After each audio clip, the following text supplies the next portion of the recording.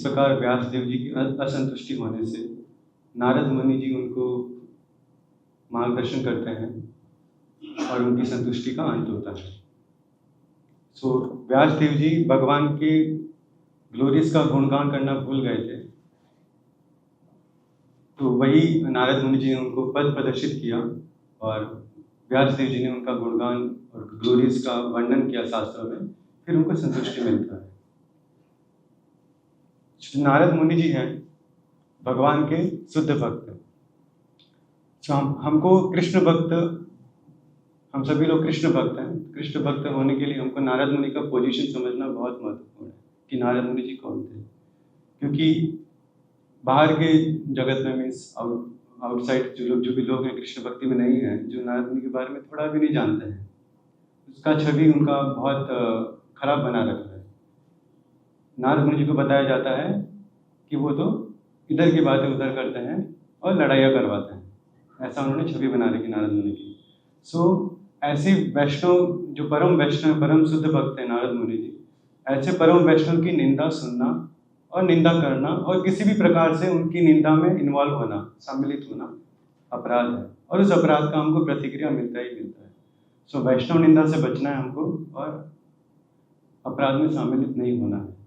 सो हमको as a Krishna भक्त समझना है कि नारद मुनि का जो पोजीशन है वो एक महाजन का है, एक परम वैष्णव का है, शुद्ध भक्त का है। छठे स्कंद में श्रीला प्रभुपाद जी परपट में बताते हैं और श्लोक के माध्यम से भी वर्णित किया हुआ है कि कैसे नारद मुनि जी हैं और बाकी और भी जो 12 लोग हैं जो महाजन की कैटेगरी में आते हैं। छठे स्कंद के तीसरे अध्याय का 20वां श्लोक है, स्वयंभू नारद शंभु कुमार कपिलो मनु प्रहलादो जनको भीष्मो बलिर व्यासी की वरयम।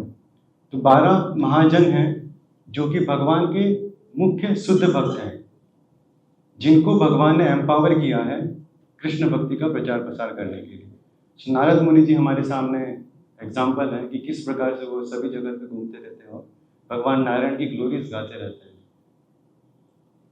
तो उनको भगवान ने एम्पावर किया है, इसलिए वो महाजन की कैटेगरी में है। सो महाजन कौन होता है? आप शब्द का अर्थ अगर नॉर्मल निकाले तो महान जन मतलब महान व्यक्ति, महान व्यक्तित्व। इसका व्यक्तित्व महान है, जिसके आचरण में महानता है, जिसका बाहरी जो अपीयरेंस है, जो उसको पहनावा है वो महान है, उसकी वाणी महान है, हर तरीके से वो महान है, इसलिए उसको महाजन कहा जाता है। स्पेशली महाजन व्यक्ति वो होता है जो भागवत धर्म को पूरे तरीके से जानता है, भागवत धर्म को संपूर्ण तरीके से 100% पूरे तरीके से जानता है, वो महाजन है। अब भागवत धर्म क्या है? भागवत धर्म कुछ सेट ऑफ रूल्स और प्रिंसिपल्स हैं, सिद्धांत हैं, नियम हैं, जिन नियमों और सिद्धांतों के द्वारा हम परम पुरुषोत्तम भगवान श्री कृष्ण को अच्छे से संपूर्ण तरीके से समझ सकते हैं, उसको भागवत धर्म कहा जाता है। और वो भागवत धर्म महाजन 100% पूरा अच्छे तरीके से जानते हैं, इसलिए उनको भगवान ने एम्पावर किया है एज ए प्रीचर कि वो प्रचार प्रसार करें। तो नारद मुनि जी को परिव्रजकाचार्य बोला जाता है। परिव्रजकाचार्य मतलब जो हर जगह भ्रमण करते हुए प्रचार प्रसार करता है भगवान की ग्लोरीज का। सो 12 प्रकार के महाजन इस श्लोक में, जो छठे स्कंद का श्लोक अभी हमने दोहराया था, 12 प्रकार के महाजन बताते हैं। पहला है ब्रह्मा जी, भगवान शिव, नारद मुनि, वैवस्वत मनु, कपिल मुनि, 4 कुमारास जो कि ब्रह्मा जी के पुत्र थे, प्रहलाद महाराज, विश्व पितामह, राजा जनक, राजा बाली, सुखदेव गोस्वामी और यमराज जी। ये 12 भगवान के महाजन है, शुद्ध भक्त हैं। तो नारद मुनि भी उसी कैटेगरी में आते हैं। तो नारद मुनि की छवि जैसे हमने डिस्कस किया बाहर जो खराब करेगी, हमको अवॉइड करना है कि बाहर के जो भी टीवी सीरियल ड्रामास आते हैं उनको नहीं सुने, न ही उनकी निंदा में हम सम्मिलित हों, नहीं तो हम वैष्णव अपराधी बनेंगे। बाहर के लोगों का मानना है कि जो नारद मुनि जी क्या है? परफेक्ट जर्नलिस्ट हैं। क्या है? परफेक्ट पत्रकार है। पत्रकार का क्या काम होता है? जहां भी कोई सनसनी के जाए वहां फटाफट पहुंच जाओ, सही है, फटाफट पहुंच जाइए और उसको पब्लिश कर दो, उसको जगह जगह प्रचार कर दो। तो नारद मुनि जी भी का पर्पस नारद मुनि का ये है कि वो भगवान का सनसनी खेज का प्रचार करते हैं। तो बाहर के जर्नलिस्ट होते हैं जो भी, वो नारद मुनि को पूछते हैं कि आपकी क्वालिटी मेरे अंदर दीजिए, बट उनका इंटेंशन जो पूछने का होता है वो कुछ और होता है। अगर वो भक्ति के इंटेंशन से करते कि आप मुझे आपकी क्वालिटी दीजिए, तो भगवान उनको ब्लेस करते, नारद मुनि जी उनको ब्लेस करते। बट वो उस तरीके से लेते हैं कि he is the God of journalist, कि वो जो जर्नलिस्ट के भगवान है, पत्रकार है, तो वैष्णव निंदा करते हैं। सो हमको प्रयास करना है, प्रयास ही नहीं करना है, हमको बिल्कुल भी सम्मिलित नहीं होना है वैष्णव निंदा में। और जो भी ये TV serial drama, they are just, वो सभी लोग सिर्फ पैसे कमाने के लिए किसी की छवि खराब करके अच्छे ड्रामास बनाते हैं, लोग देखते हैं, उसको फॉलो करते हैं, हमारे बच्चे भी देखते हैं, उसको फॉलो करते हैं, और वैसा ही उनका छवि उनको जीवन भर बना रहता है। सो हमको ऐसी वैष्णव निंदा में सम्मिलित नहीं होना है, और नारद मुनि के छवि को समझना है कि वो एक शुद्ध भक्त महाजन है। सो नारद मुनि के मेनली 3 जन्म का हम लोग डिस्कस करते हैं, शास्त्रों में बताया गया है। सबसे पहला जो जन्म उनका था वो था गंधर्व के रूप में। किसके रूप में? गंधर्व के रूप में। गंधर्व क्या होते हैं? जो कि स्वर्गीय लोकों में गायक होते हैं, परफेक्ट गायक होते हैं, अच्छा गाते हैं, बहुत सुरीली आवाज़ होती है, बहुत मधुर आवाज़ होती है, गायक होते हैं। और वो जो भी डेमिगॉड्स और असेंबली होती है, सभा होती है, उसमें वो गाते हैं और सभी का मन में होते हैं। तो वो गंधर्वस का काम होता है। सो उस समय फर्स्ट लाइफ में जो नारद मुनि जी थे वो गायक थे, उनका नाम था उपब्रह्मण। तो स्पेशली जो नारद मुनि थे, जो उपब्रह्मण उनका नाम था, वो बहुत सुंदर दिखते थे नारद मुनि, और सभी को बहुत उनको देखते ही उनसे आकर्षित होते थे। नारद मुनि का जो बाहरी अपीयरेंस था ऐसा था कि उनको देखते ही लोग आकर्षित हो जाते थे उस समय। सभी लोग चाहते थे कि उनसे उनकी सुरीली आवाज़ सुने। तो ऐसे वो जगह जगह अपना जो भी गायन प्रस्तुति है करते थे वो। तो एक बार की बात है, कुछ डेमिगॉड्स और सभी कुछ भक्तगण एक सभा में सम्मिलित होते हैं, वहाँ बुलाए जाते हैं उनका नारद मुनि जी को उनका प्रस्तुति देने के लिए। जब वो गाते हैं तो भगवान का ग्लोरियस गाते हैं, ऐसा नहीं कि वो ऐसे कोई सॉन्ग होते हैं, भगवान का ग्लोरियस गाते हैं। स्वर्ग में जो भी वो भगवान के भक्ति हैं, सब सारे डेमिगॉड देवी देवता भगवान के भक्त, भगवान का ग्लोरियस गाते हुए नृत्य करते हैं, सिंगिंग करते हैं। बट बीच में वो कहीं पे वो देवी देवताओं का भी गुणगान करने लग जाते हैं। क्या करते हैं?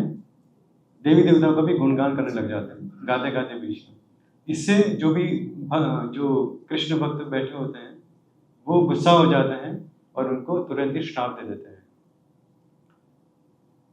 कि तुम ग्लोरीज भगवान की गा रहे हैं और इसी बीच में आप देवी देवता का गुणगान भी कर रहे हैं, ये अपराध है। सर्वोच्च जो परम कृष्ण भगवान कृष्ण है, उन्हीं का गुणगान तुमको करना चाहिए। उनको श्राप देते हैं कि तुम शूद्र के पुत्र बन जाओ। इसलिए फिर वो अगले जीवन में दासी पुत्र बनते हैं। और जब दासी पुत्र बनते हैं कि बिकॉज उन्हें पहले भी अच्छा सेवा किया, तो भगवान उनको ब्लेस करते हैं कि वो एक 4 भक्त, जो कुछ वैष्णव जन भक्तगण चातुर्मास में उनके घर पे स्टे करते हैं। नारद मुनि की मदर उनका अच्छे से सेवा करती है, इसमें नारद मुनि जी भी इन्वॉल्व होते हैं, सेवा करते हैं। तो पिछले श्लोक में देखा था कैसे उन्होंने उनका सेवा किया, और इस श्लोक में हम इसे पढ़ रहे हैं कि केवल एक बार उनकी अनुमति से उनके भोजन का अवशिष्ट लिया, उनकी अनुमति से। अब अनुमति उन्होंने कैसे दी? क्योंकि ये बच्चा इतने दिन से सेवा कर रहा है, तो उन्होंने उनकी कृपा दी अनुमति से कि ठीक है, ले लीजिए, हमारा झूठा प्रसाद ले लीजिए। तो उन वैष्णवों का जिनकी वो सेवा कर रहे थे, उनका झूठा प्रसाद खाने को मिला, तो उनके तुरंत ही सारे पाप नष्ट हो जाते हैं। इस प्रकार संलग्न होने से नारद मुनि जी बता रहे हैं, मेरा हृदय शुद्ध हो गया और उस समय परमात्मावादी का स्वभाव ही मेरे लिए आकर्षक हो गया। और जो उनका स्वभाव था, उनका स्वभाव क्या था? भगवान के प्रति आकर्षण पैदा करना, भगवान की निरंतर सेवा करना। तो वो सेम स्वभाव उनके अंदर आ गया, बिकॉज उनका जूठन का है। जैसे शिला प्रभुपाद बताते हैं कि हम अगर आपस में हम सभी लोग हमारा जूठा खाएंगे तो क्या होगा? हमारे कर्मों का एक्सचेंज होता है। उसने जो पाप किए होंगे उसका जूठा खा लिया तो उसका पाप आपके अंदर आ जाएगा। आपने किसी को अपना जूठा खा लिया, आपका पाप उसके अंदर चला जाएगा। कर्म बंधन वाला प्रोसेस हो जाता है। बट जब हम लोग शुद्ध भक्तों का, भगवान का प्रसाद खाते हैं, भगवान का जूठन खाते हैं, शुद्ध भक्तों का जूठन खाते हैं, तो कर्म बंधन में नहीं बनते हैं, हम लोग कृष्ण बंधन में बनते हैं। तो इस प्रकार नारद मुनि जी का दासी पुत्र का जो जन्म था उसका भी एलिवेशन होता है, भगवान की कृपा मिलती है, बाद में वो नारद मुनि बनते हैं। इस प्रकार ये 3 जीवन नारद मुनि जी के थे। तो नारद मुनि स्वयं बता रहे हैं अपना उदाहरण देकर कि कैसे वो इस दासी पुत्र से नारद मुनि बने।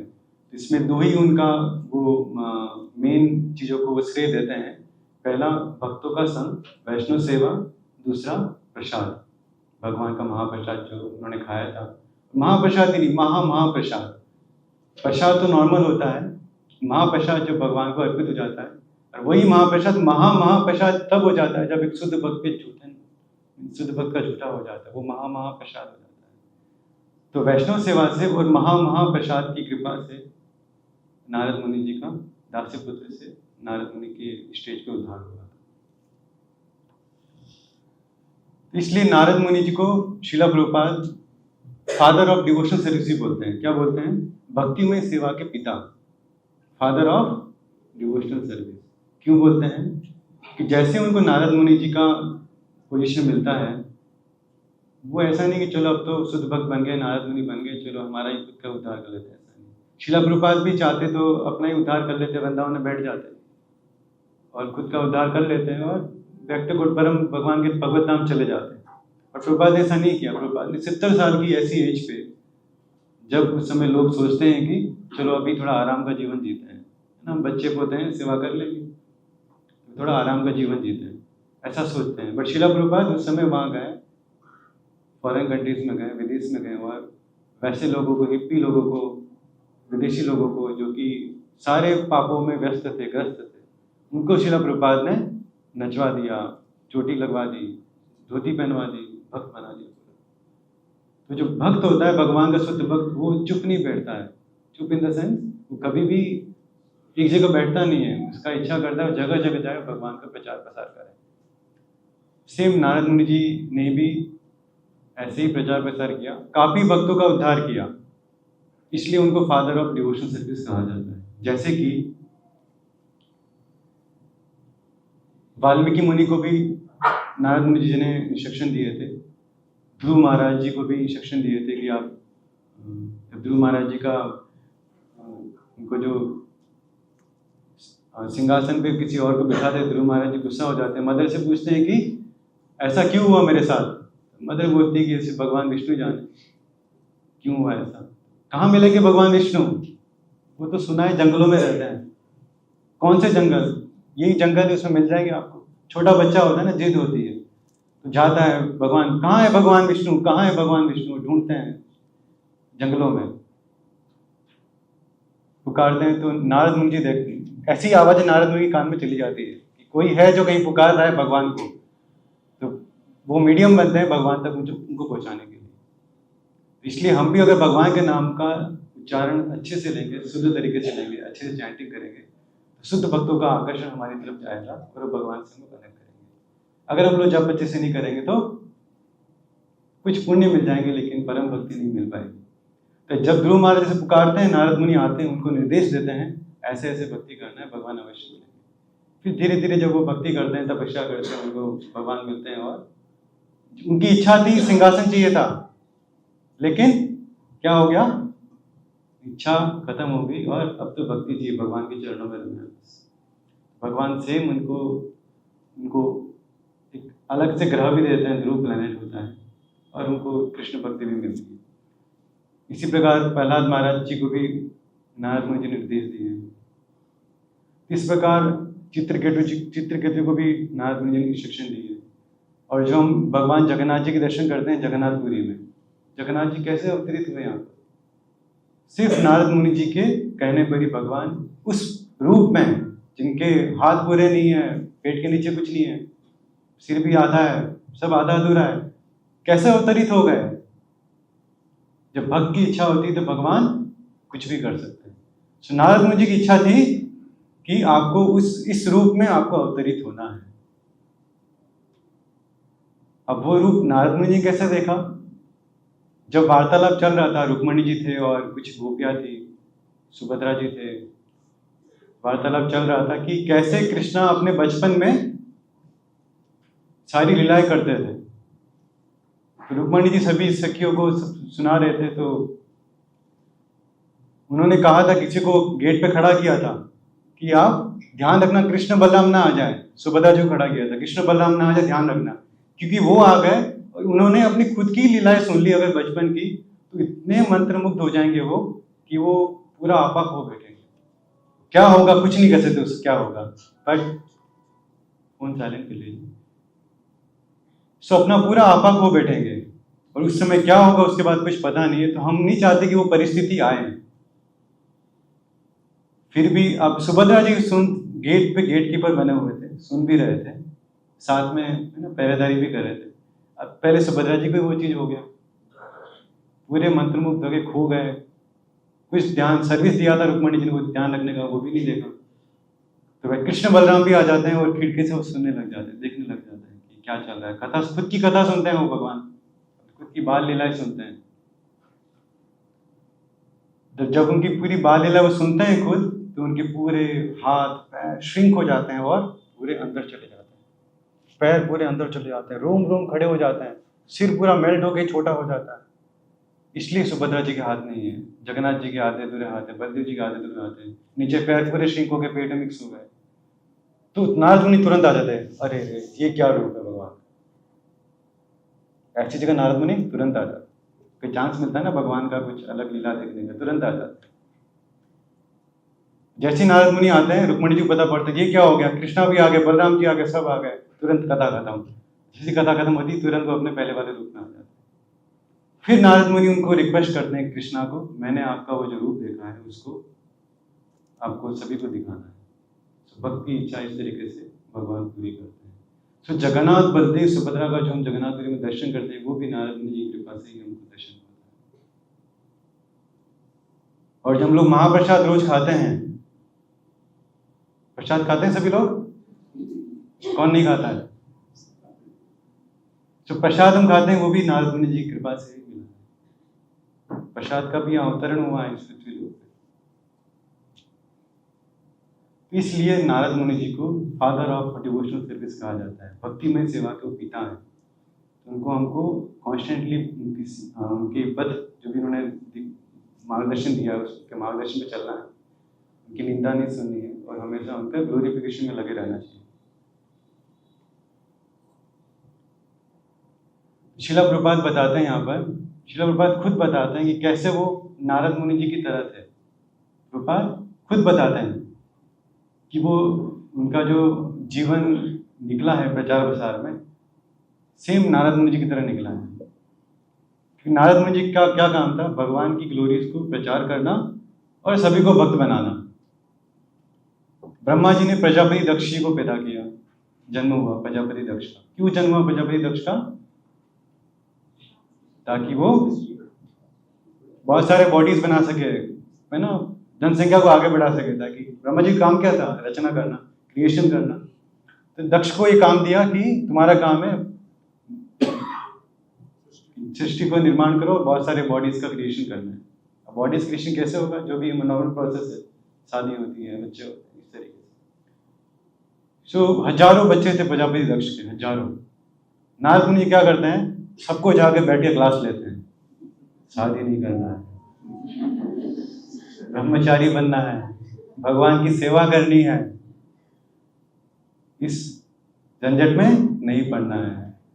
अब जैसे प्रहलाद महाराज क्लास लेते थे, है ना, हिरण्यकशिपु के पापा उनके दुष्ट थे, फिर भी वो चुप चुप के जो उनके सहपाठी थे उनकी क्लास लेते थे प्रहलाद महाराज।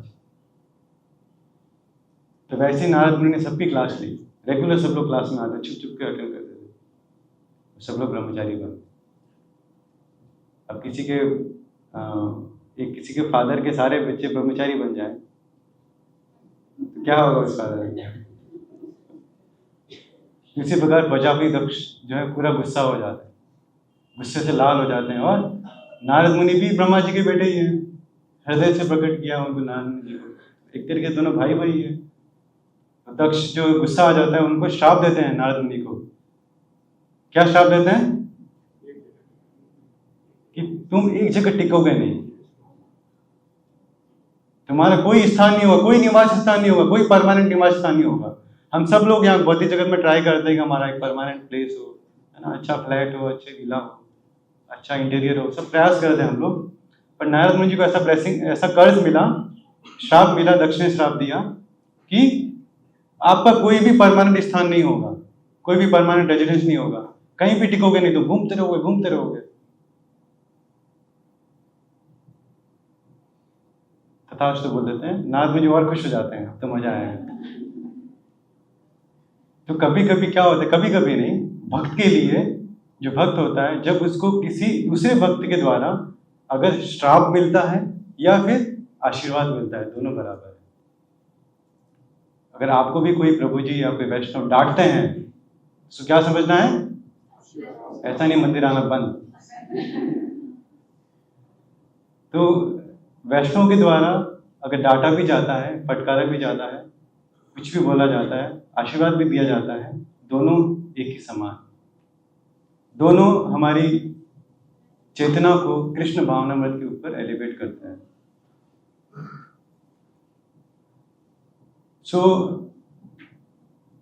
जैसे उनको श्राप मिलता है वो खुश हो जाते हैं। तो प्रभुपाद यही बता रहे हैं कि तो श्राप जो है उनके लिए आशीर्वाद बन गया और खुश हो गए वो, और जगह जगह जाकर वो प्रचार कर सकते हैं। इसलिए तीनों लोग में भ्रमण करते रहते, कभी इधर कभी उधर, कभी इधर कभी उधर, जय नारायण नारायण नारायण। श्रील प्रभुपाद खुद का भी कंपेयर करते हैं कि कैसे मैं जब 70 साल की उम्र में विदेश में गए थे, तो वहां पर भी प्रभुपाद ने क्या किया, सभी को भक्त बनाया और 10,000 शिष्यों को 10 सालों में ब्रह्मचारी बनाया। और उन 10,000 शिष्यों के पिता, माता पिता थे, उन्होंने प्रभुपाद को कर्ज दिया, श्राप दिया कि ऐसा तुमने कर लिया। श्राप दिया मतलब कुछ ना कुछ कोसा होगा, इसी के कारण हमारे बच्चे हमको छोड़ दिए, चले गए। अभी भी वो प्रोसेस चल ही रहा है। प्रभुपाद ऐसे कंपेयर कर रहे हैं कि उन्हीं के श्राप के कारण मैं घूमता रहता हूँ। मैं भी कभी भी किसी जगह जाता हूँ 2 से 3 दिन ज्यादा नहीं रुकता हूँ, प्रभुपाद बता रहे थे। ऐसे ही प्रभुपाद ने 14 बार पूरे विश्व का भ्रमण किया, आज इस कंट्री, कल उस कंट्री, परसों उस कंट्री, प्रचार किया, कुछ भक्त बने, वापस गए दूसरी कंट्री, प्रचार किया, भक्त बने, और सबका कर्ज ब्लेसिंग सब मिलता रहा, और प्रचार किया, और भक्त बने, और प्रचार किया, और भक्त। इस तरीके से इतना बड़ा जो एम्पायर प्रभुपाद जी ने खड़ा कर दिया। तो प्रभुपाद जी खुद स्वयं कंपेयर कर रहे हैं, 6ठे स्कंद में, परपट में बता रहे हैं कि कैसे जो नारद मुनि का जो पूरा प्रोसेस था जीवन का, वो सेम मेरे समान ही रहा है। तो शीला प्रभुपाद जब एक बार क्लास ले रहे थे, ऐसे ही भागवतम ले रहे थे, बहुत सारे भक्त लोग बैठे थे, उस समय नारद मुनि जी भी आते हैं कथा सुनने के लिए। तो शीला प्रभुपाद जब भी प्रभुपाद क्लास लेते हैं, उनके आसपास कुछ पास में शिष्य भी बैठे होते हैं, कुछ भी अर्जेंट रिक्वायरमेंट हो तो वो असिस्ट करते हैं प्रभुपाद जी। तो शीला प्रभुपाद ने बोला आसन लगाओ। क्या बोला? आसन लगाइए। शिष्य को किसके लिए, क्यों लगाना है? आसन लगाइए। आसन वो लगाते हैं शीला प्रभुपाद के पास में just. Shila Prabhupada class continue करते हैं। फिर अंत में जब क्लास के बाद वो जिस शिष्य ने आसन लगाया था, वो शीला प्रभुपाद जी से आगे पूछते हैं कि आपने आसन किसके लिए लगाया था? कि नारद मुनि जी आए थे क्लास सुनने के लिए। तो ऐसे शीला प्रभुपाद जी ने का क्लास सुनने के स्वयं नारद मुनि भी आए थे, ऐसी भी लीला हुई है। तो शीला प्रभुपाद जी ने जो 6ठे स्कंद में बताया है एक्चुअली सत्य है। अगर ऐसा हुआ है तो क्लास सुनने भी आए तो पूरा वो कनेक्ट करता है। सो इस प्रकार से नारद मुनि का जो हम पोजीशन है समझ सकते हैं कि किस तरीके से वो एक महान भक्त है, महाजन है, परम वैष्णव है, शुद्ध भक्त है। उनकी हमेशा उनकी ग्लोरिफिकेशन भी हमको लगना चाहिए, उनकी सेवा करनी चाहिए, उनकी वाणी सेवा करनी चाहिए, जो भी उन्होंने निर्देश दिए उनकी पालना करनी चाहिए। और उनके निर्देश वही है जो प्रभुपाद जी ने निर्देश दिए, उसी परंपरा में नारद मुनि जी, शीला प्रभुपाद उसी परंपरा में आए। इवन भक्ति विनोद ठाकुर भी जो अपने सॉन्ग्स लिखते हैं, उसमें एक सॉन्ग आप सभी ने सुना होगा, नारद मुनि बजाए वीणा राधिका रमन नाम है। जब नारद मुनि जी अपना वीणा बजाते हैं क्या होता है? राधा रमन खुद आके नृत्य करते हैं, डांस करते हैं भक्तों के बीच में। ऐसी लीला होती है।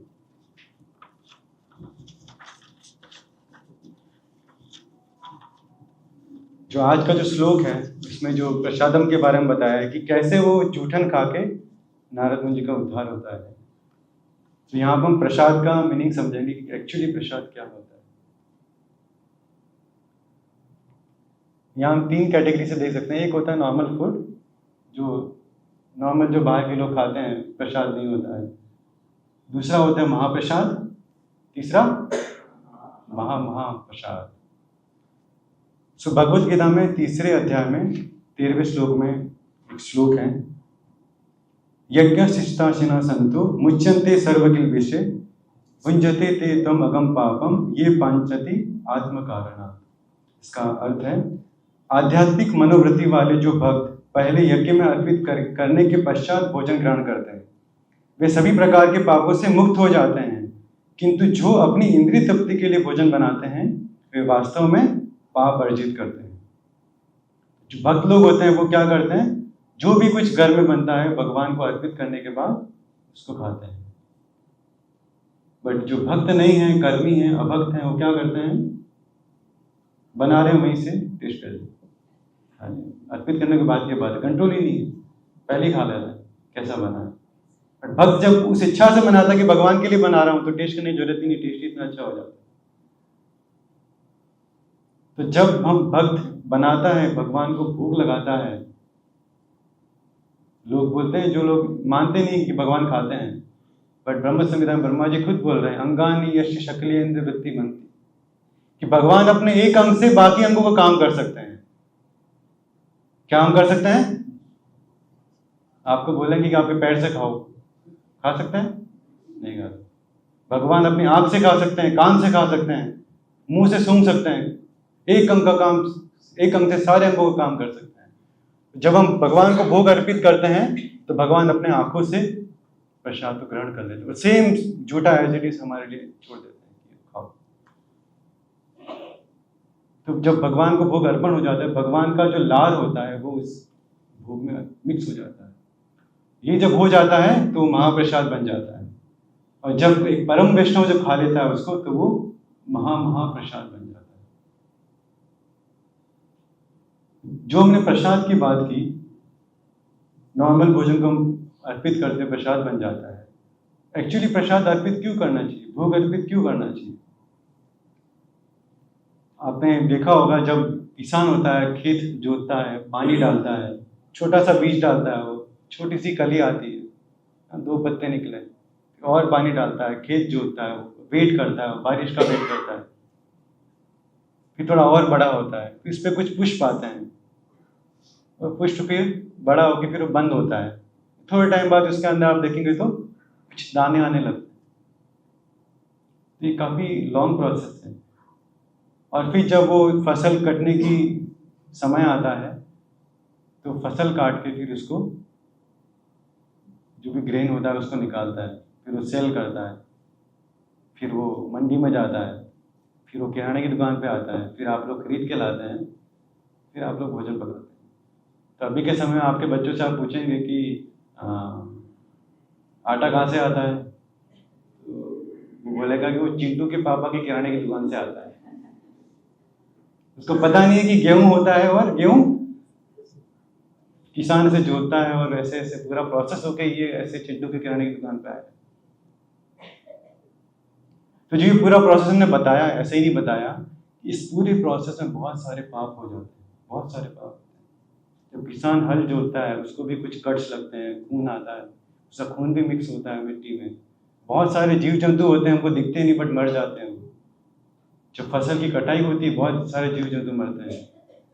तो इस पूरे प्रोसेस में जब वो हमारी प्लेट तक आता है तब तक बहुत सारे पाप हो जाते हैं,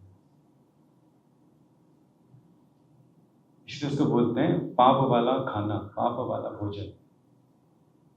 बट जैसे ही एक भक्त होता है उसको उस चेतना से बनाता है कि मुझे भगवान को अर्पित करना है, जैसे वो भगवान को अर्पित करता है, मंत्र उच्चारण करता है, वैसे शिला प्रभुपाद बोलते हैं कि भगवान के गर्भगृह में भोग प्लेट जाते ही प्रसाद अर्पित हो जाता है, कोई मंत्र की जरूरत नहीं। जो मंत्र बोले जाते हैं वो उस भक्त के खुद के शुद्धिकरण के लिए बोले जाते हैं, शिला प्रभुपाद से बताते हैं। जैसे ही भोग अर्पित हो जाता है वो नॉर्मल फूड से सैंक्टिफाइड फूड बन जाता है, प्योरीफाइड फूड बन जाता है। इसको बोलते हैं प्रसाद। जो भी हमने पापों की भी चर्चा की, वो सारे पाप शून्य हो जाते हैं। फिर हम जब लोग फूड खाते हैं, वो खाना खाते हैं एज ए प्रसाद, तो हमारी चेतना भी शुद्ध होती है। बट अगर बिना भोग लगाए उस खाने को खाया जाएगा, जो भी पाप जो थे आपने किए नहीं, लेकिन वो आपके अंदर आ जाएंगे, बिकॉज पाप वाला भोजन खाया, कुछ ना कुछ तो रिएक्शन आएगा। इसलिए भगवान को भोग अर्पित करना बहुत जरूरी है। इसलिए इस श्लोक में बता रहे हैं कि जो भक्त लोग होते हैं वो भगवान को अर्पित करके भोजन खाते हैं, और जो अभक्त लोग होते हैं वो बिना भोग लगाए भोजन खाते हैं।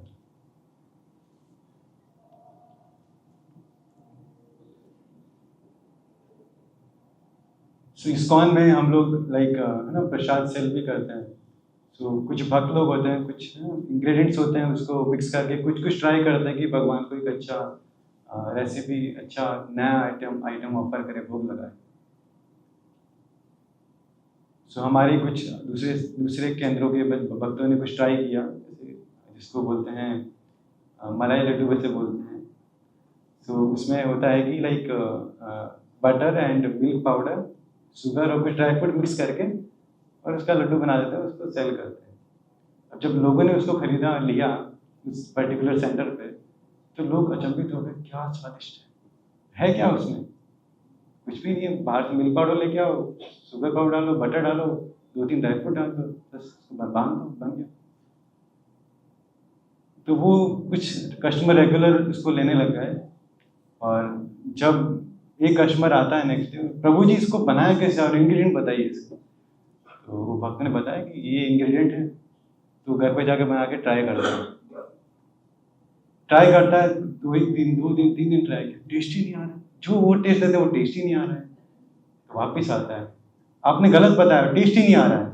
तो बोले हाँ हमने गलत बताया, हमने एक इंग्रेडिएंट नहीं बताया आपको। बट वो आप समझ ही नहीं पाएंगे और नहीं आप इंग्रेडिएंट लेके आ पाएंगे। वो है भगवान की लार। हम जो भोग लगाते हैं, भगवान की लार उसमें मिक्स हो जाती है, इसलिए वो टेस्ट आता है। तो प्रसादम का बहुत महत्व है। शीला प्रभुपाद जी हमारे सामने प्रसादम का अवतरण कैसे हुआ वो हम समझेंगे कि इस पृथ्वी लोक पर प्रसादम का अवतरण कैसे हुआ। तो आप सभी ने सुना ही होगा कि नारद मुनि जी एक बार वैकुंठ लोक जाते हैं और लक्ष्मी जी की सेवा करते हैं। लक्ष्मी जी कुछ दिन सेवा करते हैं, तो लक्ष्मी जी सोचते हैं कि ये सेवा कर रहे हैं, कुछ न कुछ तो इनको चाहिए होगा तभी सेवा कर रहे हैं, कुछ तो दाल में काला है। कुछ दिन सेवा करके ऐसे आके डायरेक्ट सेवा कर रहे हैं, तो फिर पूछ रहे थे लक्ष्मी जी कि मैं आपकी सेवा से खुश हो गई हूँ, ठीक है अभी आप अपना जो भी प्रचार प्रसार काम करते हैं आप जा सकते हैं, मैं आपकी सेवा से बहुत खुश हूँ, आपको कुछ वरदान चाहिए तो मांग लीजिए। तो नारद मुनि जी बोलते हैं मुझे विष्णु जी का जूठन चाहिए, झूठा प्रसाद चाहिए। तो लक्ष्मी जी बोलते हैं कि यह तो मैं नहीं कर सकती, क्योंकि कुछ दिन पहले ही विष्णु जी मुझे कहा था कि मेरा झूठा प्रसाद किसी को नहीं देना है। प्रॉमिस किया था लक्ष्मी जी को, लक्ष्मी जी ने प्रॉमिस किया था विष्णु जी को, मैं झूठा प्रसाद किसी को नहीं दूंगी। तो मैं उनका प्रॉमिस कैसे ब्रेक कर सकती हूँ? मैं नहीं दे सकती। नहीं आप लक्ष्मी जी आप कुछ भी कर सकते हैं, आपको देना ही देना है। पूरा हटी हो गए नारद मुनि, आपको देना ही देना है। तो लक्ष्मी जी कहते हैं मैं प्रयास करती हूँ, तो उनको वेट करवाते हैं, कुछ घंटे वेट करते हैं, फिर नहीं देते। फिर ठीक है कुछ दिन बाद आइए, मैं प्रयास करती हूँ, ट्राई करती हूँ। उसी बीच में बिकॉज एक शुद्ध भक्त ने लक्ष्मी जी से कुछ मांगा और लक्ष्मी जी ने बोला कि मैं दूंगी वरदान तुमको, जो भी आप मांगोगे, और वो दे नहीं पा रही, तो वो चिंता में थी। जब होता है ना कुछ चीज़ हमारे माइंड में चल रही होती है तो हम परेशान रहते हैं, कुछ काम में मन नहीं लगता है। तो वैसे ही लक्ष्मी जी विष्णु जी की सेवा कर रही है और माइंड में वो चल रहा है। तो भगवान विष्णु तो सब अंतर्यामी, सब कुछ जानते हैं कि क्या मन में चल रहा है, हर जीव के मन में क्या चल रहा है सब जानते हैं भगवान। तो उनकी खुद की जो अर्धांगिनी लक्ष्मी, उनके मन में क्या चल रहा है क्या वो नहीं जानेंगे? उनको पता था कि लक्ष्मी जी परेशान थे। लक्ष्मी जी पूछते भी क्या हुआ बताइए, नहीं कुछ नहीं हुआ।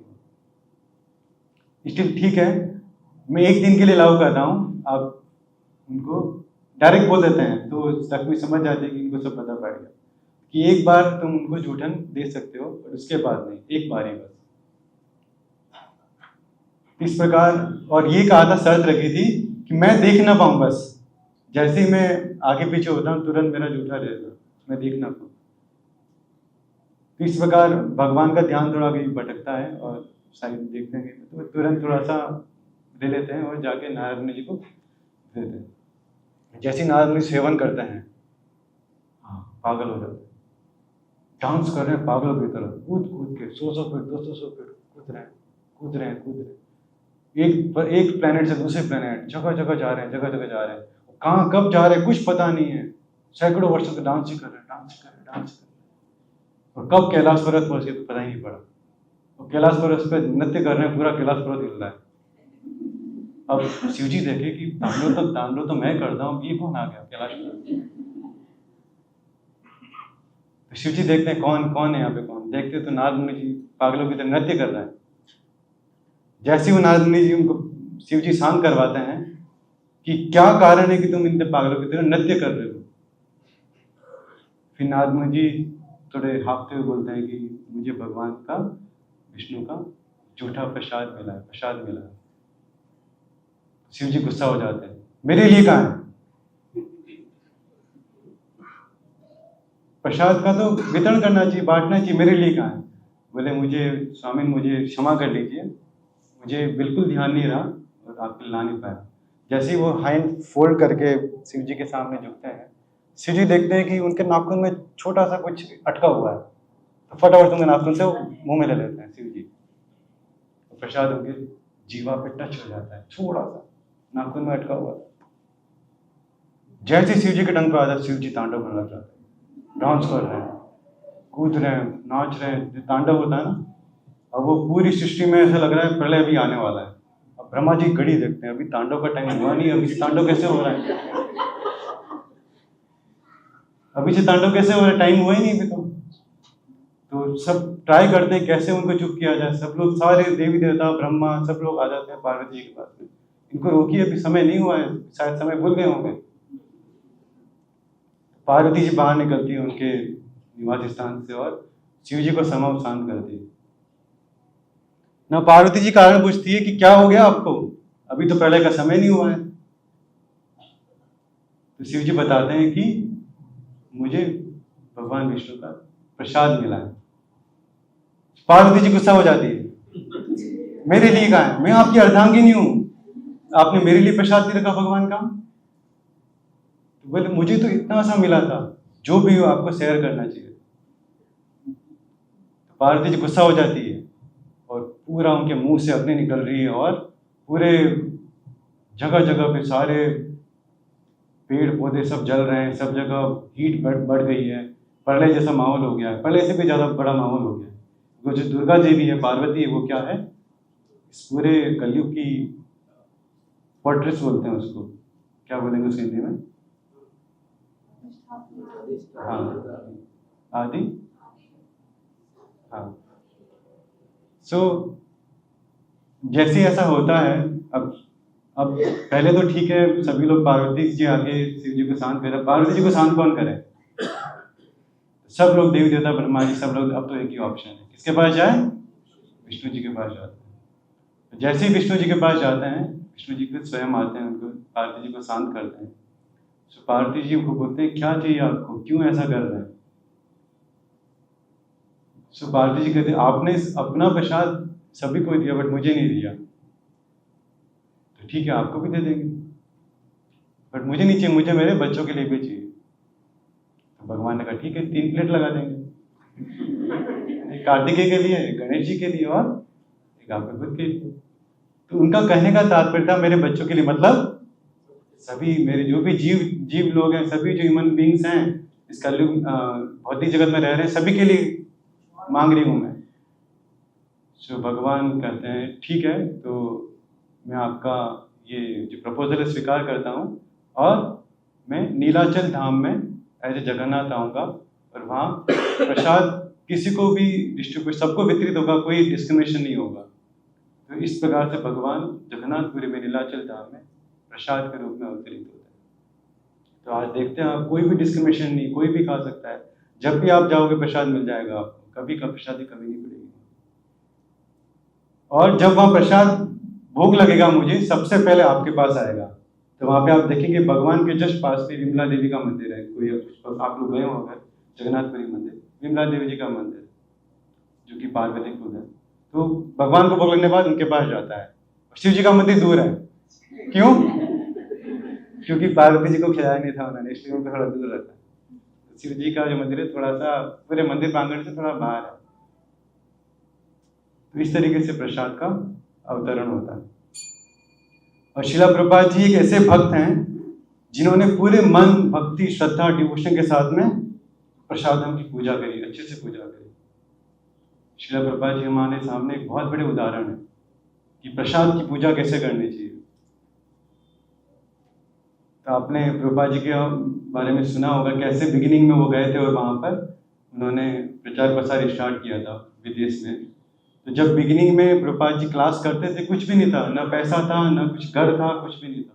एक छोटा सा, इस हॉल का भी आधे से आधा हॉल होगा, उसमें प्रभुपाद जी 20-30 सारे लोग बिठा के क्लास लेते थे।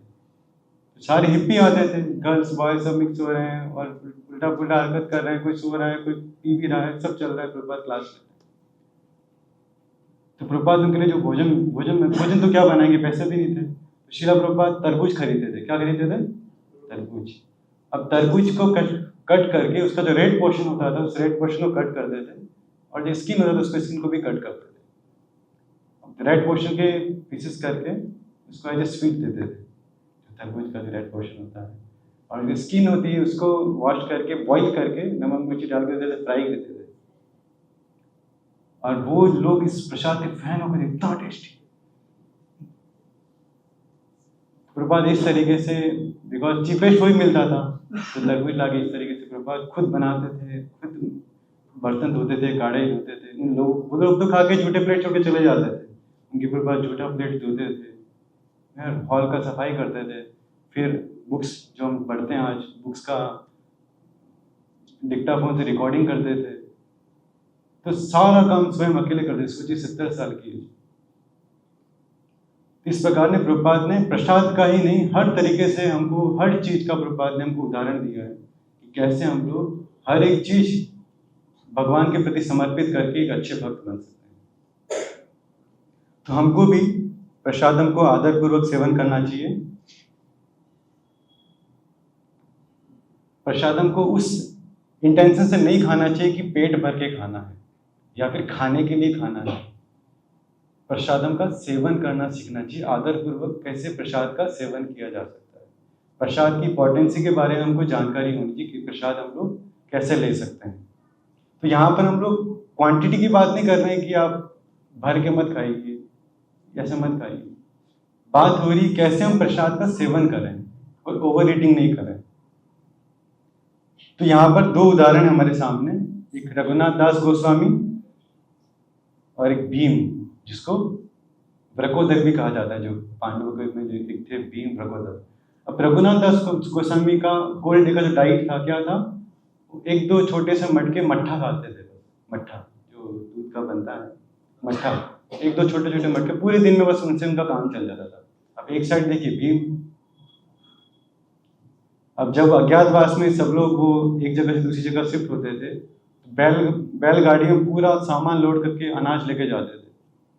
तो इसमें से 80% अनाज तो एक अकेले ही खा जाते थे भीम।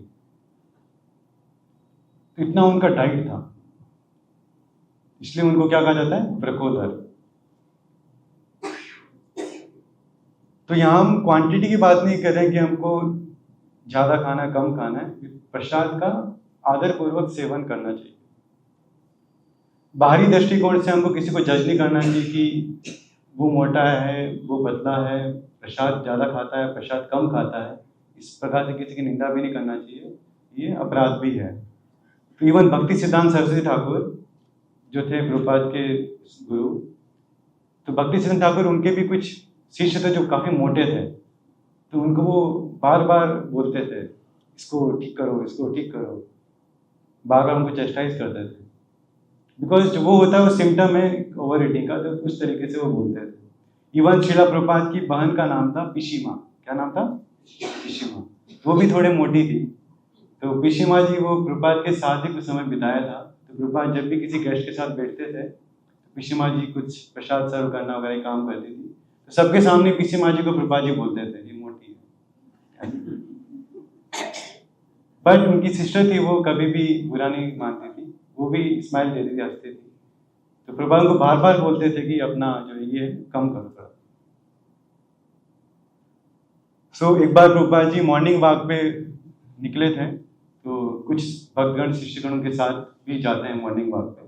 तो एक भक्त था, उनका नाम था भागवत, भक्त भक्त भागवत। तो वो जस्ट नहीं थे, 25 साल के थे उस समय वो। तो बोलते शिला प्रभुपाद, शिला प्रभुपाद। तो प्रभुपाद बोलते यस बताइए कि मुझे संन्यास लेना है। क्या लेना है?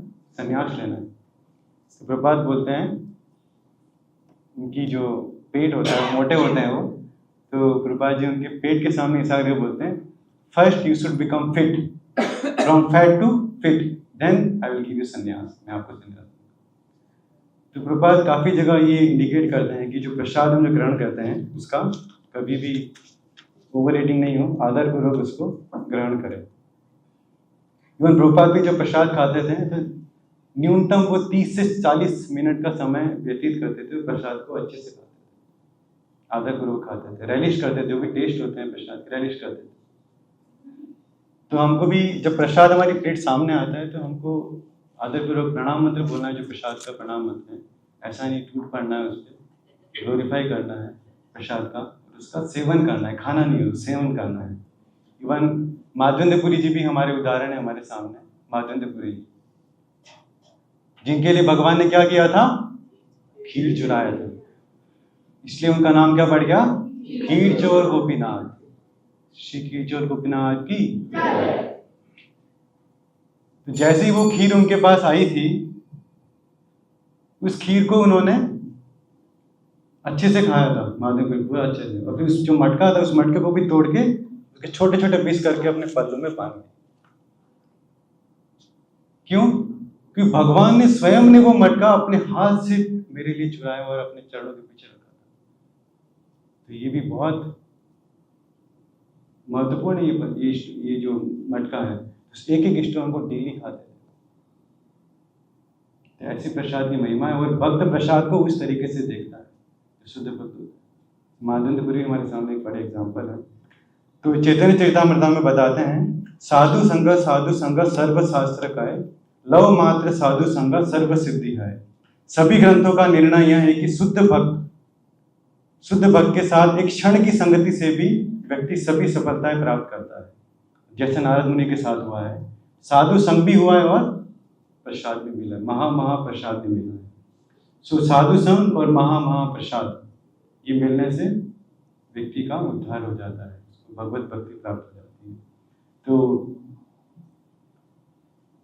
ऐसे एक बार शिला प्रभुपाद जी प्लेन में ट्रैवल कर रहे थे, तो एक लेडी होती है, एयर होस्टेस लेडी होती है साउथ अमेरिका में।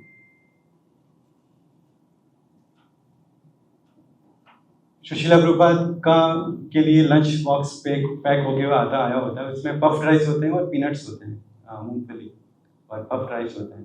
तो जैसे ही प्रभुपाद के साथ में उनके शिष्य थे, वो उनको देते हैं लंच बॉक्स निकाल, प्रभुपाद थोड़ा खाते हैं और एज ए प्रसाद महाप्रसाद वापस से अपने शिष्य को देते हैं।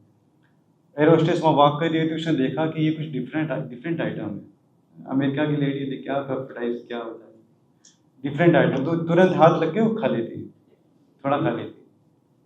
अब वो शौक हो जाता है, ऐसे कैसे खा ली, भक्त देखते हैं तो खा के चली जाती है।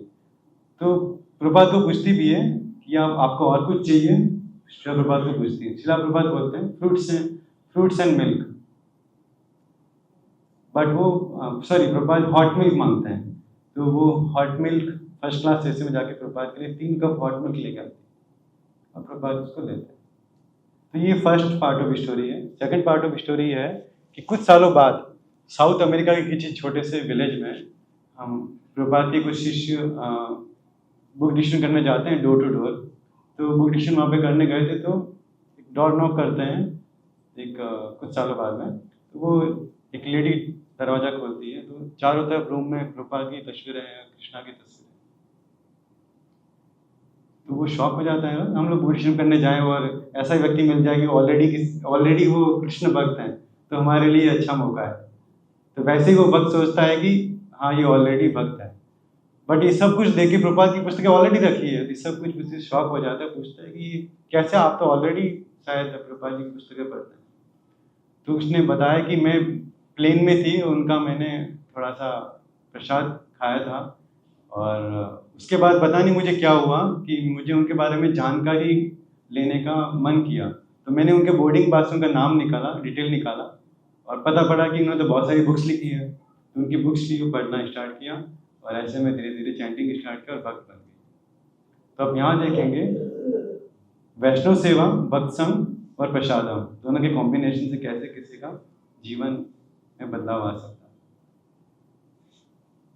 इसी प्रकार से रामानुजाचार्य जी अपने कुछ शिष्यों के साथ में एक पॉन्ड के पास बैठे थे, तो प्रसाद खा रहे थे वहां पर। तो होता है ना, हम जब तालाब में बैठते थे, कुछ मछलियां भी चलती रहती, उनको खिलाते तो मछलियां लेने के लिए ऊपर कूदती है। तो रामानुजाचार्य जी खाते खाते थोड़ा फेंक देते हैं ऐसे, एक मछली ऊपर जाके कैच कर लेती है और खा लेती है, बैठ के ऊपर चली जाती है। सारे भक्त लोग देख रहे हैं ये क्या हो गया। फिर भक्त लोग पूछते हैं कि हम तो इतने सालों से आपका महाप्रसाद खा रहे हैं, हम तो इतने सालों से आपका महाप्रसाद खा रहे हैं, हमारे साथ ऐसा कभी हुआ ही नहीं, ना चार हाथ आए, ना कोई वाहन आया, कुछ भी नहीं हुआ मेरे साथ। बट ये तो मछली ना आपको जानती ना कुछ है, और जीव है, उसको कुछ पता ही नहीं, भक्ति का कुछ भाव भी पता नहीं है, तुरंत खाती ना भगवत धाम चली गई। तो रामानुजाचार्य जी बोलते हैं, this is the power of taking महाप्रसादम। बट आप लोग नहीं जानते हैं कि उस मछली के अंदर कोई इच्छाएं नहीं थी, और प्रसाद के बारे में कुछ भी पता नहीं था, बट उसने श्रद्धापूर्वक लिया, इसलिए वो तुरंत ही भगवत धाम चली गई। बट हम लोग प्रसाद को जज करते हैं, श्रद्धा नहीं होती है, प्रसाद को खाते हैं, सेवन नहीं करते हैं, आदर नहीं है, ऑफेंसेस करते हैं। तो ये सारी चीजें हम लोग करते हैं, तो हमारी भक्ति में वो बाधाएं बन जाती है। जैसी बाधाएं बनती है, वो वाहन आते आते ही वापस रिटर्न हो जाता है। तो हमको बहुत केयरफुल रहना है कि हम लोग ये चीज़ नहीं करें, और प्रसाद का आदरपूर्वक सेवन करें, वैष्णव सेवा में लगें, और रेगुलर ये सब चीज़ें करेंगे तो हमारा जब पे भी मन लगेगा अच्छा चैंटिंग होगा। ठीक है, तो हम यही क्लास एंड करते हैं, किसी को भी प्रश्न तो पूछ सकते हैं। नारायण जी के लिए गायन कर रहे थे अपने, जब वो गायकी के अवतार थे, तो फिर उन्होंने बीच में देवी देवताओं का स्मरण किया या जो भी गायन किया, तो उन्होंने वैष्णव अवतार किया। तो क्या हमें नारायण जी के अतिरिक्त, कृष्णा के अतिरिक्त किसी देवी देवता का स्मरण नहीं करना चाहिए? कर सकते हैं, गलत नहीं है, बट शास्त्रों के हिसाब से अगर हम देखते हैं, भगवान खुद बोलते हैं अहम आदिरि देवानाम, भगवान गीता में बोलते हैं अहम आदिरि देवानाम, मैं सारे देवी देवताओं का स्रोत हूँ। अगर कोई स्रोत है तो ही बोल सकता है वो, आप बोल सकते हैं? नहीं बोल सकते हैं, कोई भी नहीं बोल सकता है। भगवान बोल रहे हैं कि मैं देवी देवताओं का स्रोत हूँ, I am the source of all the demigods, सभी लोग मुझसे ही निकले हैं। तो अगर हम लोग जो भगवान से निकले, भगवान के अंडर में काम कर रहे हैं, उनकी भक्ति करने लग जाएंगे, तो वो भी ठीक है, उनका रेस्पेक्ट करना, बिकॉज भगवान के भक्त हैं वो। जैसे पेड़ होता है, पेड़ के जड़ में आप पानी डालेंगे या फिर पत्तियों में पानी डालिए, डिफरेंस है ना। पत्तियों में डालेंगे तो पेड़ सूख जाएगा, रूट में डालेंगे, जड़ में डालेंगे तो क्या होगा, पेड़ अच्छा प्रफुल्लित होगा, अच्छे फल आएंगे, अच्छे फ्रूट्स आएंगे। तो वैसे ही कृष्ण भक्ति करेंगे तो सारे जो भी देवी देवता है सब लोग आराम से शांत हो जाएंगे, संतुष्ट हो जाएंगे, कोई दिक्कत नहीं है उनको। बट अब आगे जैसे आगे उनको पर्सनली संतुष्ट करना चाहते हैं, शनि महाराज के पास गए, इसके पास गए, उसके पास गए, देवी देवताओं के पास गए, सबको संतुष्ट कर रहे हैं, तो उनके पास कुछ पावर भगवान ने दे रखी है, उससे वो अपना काम कर सकते हैं। बट उनके पास अल्टीमेट जो भी चीज़ आपको चाहिए वो नहीं दे सकते हैं। भगवान का भक्ति, भगवत प्रेम नहीं दे सकते हैं। तो ये वैष्णव अपराध हो सकता है कि हम किसी और देवी देवता का पर्सनल इस्तेमाल करें? ये वैष्णव अपराध नहीं है, ये तो एक प्रोसेस है कि हमको भगवान का ही गुणगान करना चाहिए, देवी देवता का गुणगान नहीं करना चाहिए। ठीक है, ग्रंथराज श्रीमद् भागवतम की जय, श्री प्रभुपाद की, महाप्रसादम की जय,